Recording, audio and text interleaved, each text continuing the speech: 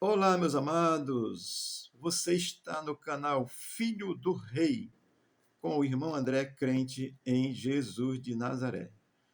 Deus te abençoe, Deus te guarde. Hoje, 18 de junho de 2026, quinta-feira, tenho aqui uma palavra de Deus para te abençoar. Esse é o meu objetivo, te abençoar. Amém? Livro de Lucas, capítulo 12, versículo 20 e 21, diz assim a palavra de Deus. Mas Deus lhe disse: Louco, esta noite te pedirão a tua alma, e o que tens preparado, para quem será? Assim é o que entesoura para si mesmo e não é rico para com Deus. Quem é o teu Deus? Isso é muito importante, saber quem é seu Deus, tá certo? O capítulo 12 de Lucas, ele vai estar nos trazendo assim, dentro do seu contexto, do versículo 1 ao 12, Jesus vai ensinar sobre o fermento dos fariseus, que é o pecado dos religiosos, tá certo? Do 13 ao 21, que é o nosso assunto, ele vai falar sobre essa reprovação da questão da avareza. Do 22 ao 34, Jesus ensina sobre essa solicitude pela ansiedade, né? Essa condição de vida ansiosa. E do 35 ao 48, ele vai nos apresentar a parábola do servo vigilante. Você está vigilante? Do 49 a 53, ele traz dissensão à terra. Ele vai ensinar, traz um ensino sobre dissensão. Assim, fogo de dissensão. É preciso entender essas coisas, certo? Do 54 a 59, Jesus fala sobre os sinais dos fins do tempo. Vamos aqui ao nosso assunto de hoje, que é essa questão da reprovação da avareza. Jesus usa aqui uma parábola. O que é uma parábola? Parábola é uma história contada para demonstrar uma realidade de algo. Posso contar uma parábola para demonstrar uma realidade de algo que eu quero apresentar para você. Quando Jesus conta parábolas, ele está trazendo dentro dessa história, apresentando uma realidade do reino de Deus. É sempre assim. Amém? Exemplo, a parábola do filho pródigo, né? Então, tem lá um significado. Então, Cristo ele vai sempre apresentar uma história como parábola para demonstrar uma realidade do reino no presente ou ainda para o futuro. Vamos aqui ao texto de Lucas 12, 20, que começa dizendo assim: Mas Deus lhe disse: Louco, esta noite te pedirão a tua alma, ou seja, vai morrer. Não tem jeito. Tem um dia que eu e você vamos morrer, fisicamente, tá certo? Nessa parábola, Jesus está exatamente questionando a um homem que era rico e ele preparou os seus celeiros. No versículo 13 vai dizer isso, que ele derrubou os celeiros que já tinha, fez maior, encheu de muito mantimento e agora estava despreocupado, certo? E aí ele passa, ele vai dizer assim: agora eu estou bem de vida aqui, e aí do versículo 15 ao 21 vai dizer lá que ele vai se deitar e não está nem aí, está feliz da vida e glória a Deus. E dentro desse contexto, Jesus vai exatamente tratar da questão da avareza. Vai dizer: tudo bem, você está rico aí, mas essa noite, se pedir a tua alma, ele chama esse homem de louco. Ora, louco assim, nesta noite te pedirão a tua alma. Isso é um fato muito interessante de pensar sobre isso. Por quê? Porque o homem estava colocando a sua confiança apenas nos bens materiais. Olha, querido, ter bem material é ruim? Não. Comer uma comida assim melhor, bem preparada, é ruim? Não. Ter um carro bom é ruim? Ter uma mansão é ruim? Não. E o que é o problema, pastor? O problema é o que esse homem estava fazendo. Ele esqueceu de Deus e ele fez da sua própria riqueza um Deus. Isso é um problema. Não tem problema nenhum. Se você quiser me dar aí dinheiro, eu recebo. Tá certo? Vou usufruir dele com muita alegria e gratidão a Deus. Não tem problema nenhum ter bens materiais, o problema é ser possuído por eles, é colocar ele no lugar de Deus. O que Jesus está dizendo para esse homem? Rapaz, tua riqueza aí, tu está se exacerbando e confiando só nela, e se pedir a tua alma hoje, tu vai deixar isso aí para quem? Os herdeiros vão brigar, assim. Amém, amado? Não é problema ter riqueza, amém? Show, compreendido? O problema é ser possuído por elas, colocar a riqueza como um Deus, tá certo?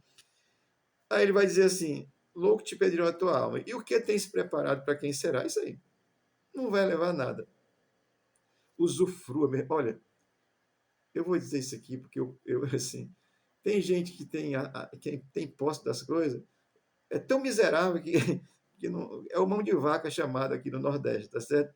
Se você tem riqueza, amado, usufrua para o seu bem. Se puder ajudar alguém, ajude. Isso não te leva para o céu, mas é para usufruir aqui mesmo. É bom. Amém? Não faz mal, não.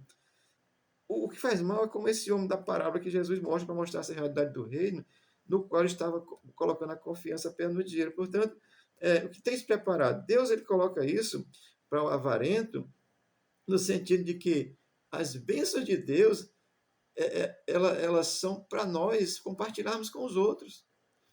Não é dar o que você tem. Estou falando aqui de bênçãos de Deus. Orar, se você puder ajudar, ajude.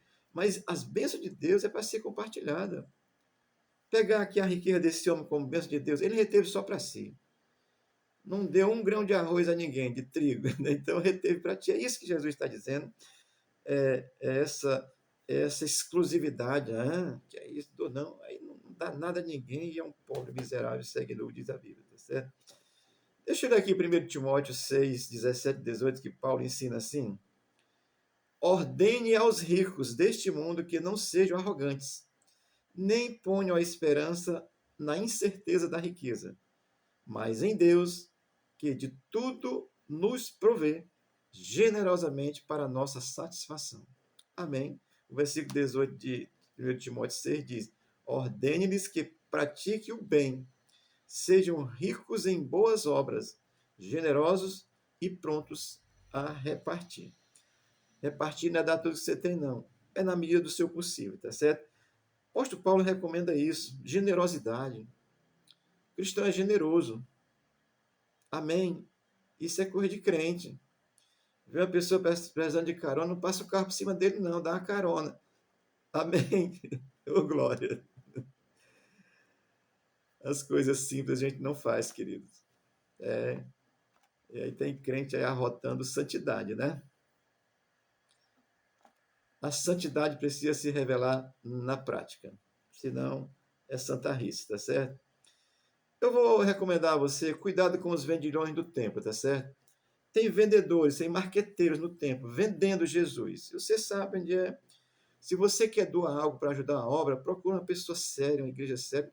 Não procura a mim não, tá certo? Procura uma pessoa séria, mas tenha cuidado e doe de espontânea vontade. Não doe porque alguém está lhe obrigando, não, lhe fazendo medo, dizendo que você vai para o inferno se não der. Vai nada. O que é seu, você dá se você quiser. Pastores mentirosos, voluptuosos, assim, que assaltam as pessoas usando a palavra de Deus, são ladrões, são mercantilistas da fé. Então, estou lhe recomendando cuidado com os vendilhões do templo, tá certo? Jesus meteu o chicote neles lá, eu não vou meter, porque senão eu vou preso. Mas eu posso te ensinar, cuidado com os vendilhões do templo. Ofertar, dar dízimo para ajudar numa obra missionária, numa obra que vai ajudar os pobres, isso é extraordinário. Agora, se algum canalha está obrigando você a dar dinheiro, dizendo que você não vai para o céu porque não dá, ele está mentindo. Você não é salvo se não crê em Cristo. O resto é consequência da nossa fé e nós praticamos. Amém? Aí o versículo, esse homem da parábola estava meio perdido. Versículo 21 diz assim: assim é o que entesoura para si mesmo e não é rico para com Deus. Olha, tu tá entesourando só para ti, rapaz. A tua riqueza. Deixa eu dar aqui um exemplo, olha. Se o presidente da República, numa canetada, como fez o Collor de Mello, ele toma a riqueza de todo mundo. Agora, a graça dada por Deus, a alegria, a felicidade do céu, a esperança da vida eterna, não tem quem tome, porque quem dá é Jesus. Isso é uma utopia? É não, querido, é uma realidade. Jesus desceu do céu, habitou na terra. A história conta, a ciência comprova. Amém? Porque a ciência não é contra a Bíblia, a ciência, pelo contrário, comprova a Bíblia, tá certo? Então, assim é o que é tesoura para si mesmo, ou seja, confiando na riqueza. Esse versículo é muito gracioso, porque ele vai. A vida que está aqui na terra é importantíssima, mas viva com dignidade. Eu saí aqui agora, a mão era minha para ir no carro. O cidadão me trancou, que se eu não freio, eu tinha batido. E ele não ia querer dizer que tinha razão. O mundo é assim. Ninguém respeita, ninguém trata bem. Mas eu fiz para parar, baixei o vidro do carro e disse assim: obrigado aí, meu amigo, Deus te abençoe. É assim, coisa de crente, tá certo? E não foi com raiva, não. Estou lhe ensinando, querido, como ser santo na terra, tá certo? Ser santo no púlpito é muito bom, tá certo? Incorpora logo, parece que o espírito, né? Muda a voz logo. É, eu falo normal aqui, ali, acolá, porque foi a voz que Deus me deu. Portanto, estou lhe dizendo, em tesouro é riqueza no céu, que é crendo em Cristo. E as riquezas na terra, usufrua dela com honestidade, com dedicação, respeitando os outros, com alegria, com prazer. Você não é obrigado a dar o que você tem a ninguém, não. Agora, se você tem disponibilidade para dar, faça isso. Por exemplo, o William Colgate, ele dava 90% do seu salário como dízimo, ficava com 10%. Pesquisa aí, o William Colgate, um servo de Deus. Não estou dizendo que você tem que fazer isso, não. Entenda, se você tem prazer e fizer porque você faz com prazer e confiança de fé em Deus, Deus vai te suprir. Não é porque o homem está dizendo, não, é você com Deus, está entendendo? Não deixe os vendilhões lhe roubarem, lhe assaltarem, não. Vendendo a fé em Jesus, que a fé é de graça. Amém? Então, acumular tesouro no céu. Como é que eu acumulo tesouro no céu? É dando prioridade a Deus na minha vida, crendo em Jesus, confessando a Ele como meu Salvador, anunciando esse Jesus para as pessoas, para que aqueles que não creem possam crer. São formas de Deus está dando assim essa credibilidade no sentido. Deus não precisa de credibilidade, mas é no sentido de eu sim, eu estou fazendo isso porque Deus me abençoou, me salvou. Eu faço isso não porque Ele vai me dar, mas é porque Ele já me deu. Isso é diferente. Eu não faço para ser salvo, eu faço porque eu sou salvo. Isso é diferente, entenda isso. Isso é acumular tesouro no céu. Crê em Cristo. Tem um tesouro tão grandioso que ele é chamado de vida eterna, quando nós cremos em Cristo. Amém? Deixa eu ler aqui Lucas 12:19, que diz assim: Então direi a mim mesmo, homem feliz, você tem tudo de bom. Que precisa para muitos anos? Agora descansa, come, bebe e alegra-te. Isso aqui é o homem que estava confiando nas riquezas, está dentro do contexto que eu falei para você. Olha, que Deus abençoe você. Que você tenha o que comer, tenha o que beber, tenha onde morar, tenha o que vestir, que você tenha tudo isso que é para nossa manutenção com nossa vida, nosso corpo, mas que você não seja possuído pelas riquezas. Usufrua delas com alegria, com prazer, foi Deus que lhe deu, tenha prazer nisso. Não seja arrogante, prepotente. Eu digo isso, irmãos, porque eu vou citar aqui, anteontem, quase que eu era atropelado por um cidadão numa Hilux, passando na faixa de pedestre, porque ele acha que está dentro de uma Hilux é melhor do que o outro. Não estou julgando, estou dando exemplo prático de vida. Você que é cristão, dê preferência às pessoas, respeite a vida, ame a vida. O crente é isso. Isso é dar preferência a Jesus, é acumular tesouro no céu, não por interesse, mas porque o Senhor já nos deu o céu. Coisa gloriosa, né? Deus te abençoe, que a eternidade de Deus esteja em ti por essa fé em Cristo, e você seja uma pessoa próspera aqui na terra.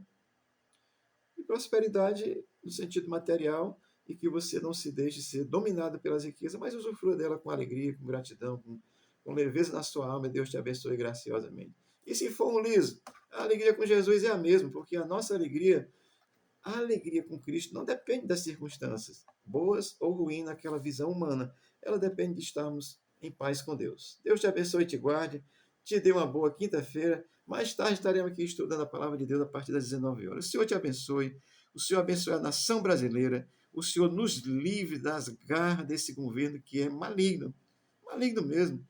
Que o Lula se converta seria uma coisa extraordinária. Amém. Deus te abençoe e tenha um bom dia.